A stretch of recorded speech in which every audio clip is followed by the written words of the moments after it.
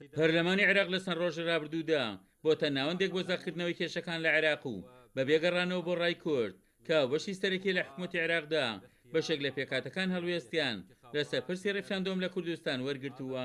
والأخوة الكرد هم من صوتوا على دستور. هەمووان دەزانن بابەتی ڕێفراندۆم پێچەوانەی دەستوری عێراقا. برایانی کورد خۆیان دەنگیان بەر دەستوری عێراق داوە. مافی پارێزگاکانیش لە دەستوردا دیاری کراوە. سەرچاوەی ئەو بڕیارەی لە پەرلەمانی عێراق دراوە بۆ ناساندنی ڕێفراندۆم بە بڕیارێکی نایاسایی دەگەڕێتەوە بۆ ناوەڕۆکی مادەکانی دەستوری عێراق کە تێیدا هاتووە عێراق وڵاتێکی فیدراڵی خاوەن دەسەڵاتە. كنا نتوقع من برلمان إقليم كردستان أن يكون له موقف أكثر من هذا. ئێمە چاوەڕوان بووین لە پەرلەمانی کوردستان تاکو و هەڵوێستێکی دیارتری هەبوایە لەمەی هەیە. ئەوان دەرگایان بۆ دیالۆگ و گفتوگۆ بکردایەتەوە.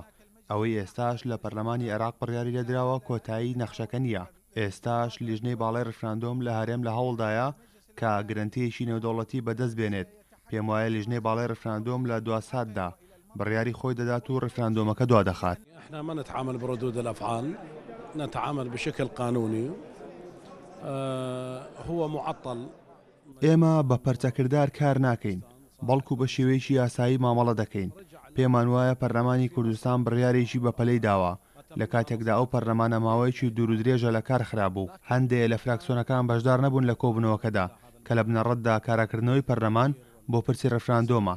ئێمە دژی مافەکانی گەلی کورد نین، بەڵام پێمان وایە بە دیالۆگ دەتوانن بگەینە دیدێکی هاوبەش بۆ ئەو پرسانەی کورد داوای دەکات.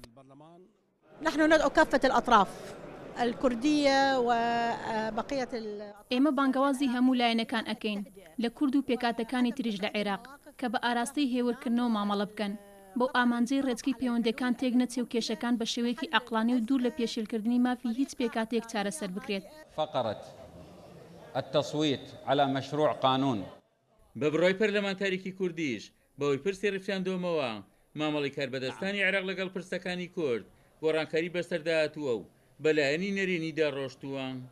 دوای ئەوەی پەرلەمانی کوردستان بڕیاریدا کە لە 25/9 ڕێفراندۆمی خەڵکی کوردستان بە ئەنجام بگەێنرێ، بارودۆخەکە لە عێراق ئاڵۆزتر بووە و لێت دوانەکانیان تونتر بووە لەسەر هەموو ئاستەکان، لەسەر ئاستی با بڵێن عێراق بە شێوەیەکی گشتی، لەسەر ئاستی پەرلەمان، لەسەر ئاستی حکوومەت، لایەنە سیاسەکانی عێراق هەڕەشە دەکەن و زمانی زبر دەتوانن بڵێن بەکاردەهێن بەرامبەر بە هەرێمی کوردستان.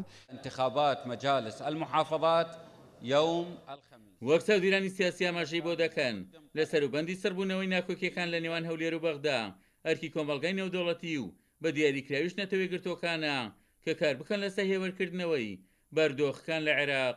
عومەر غەریب، کورسات نیوز.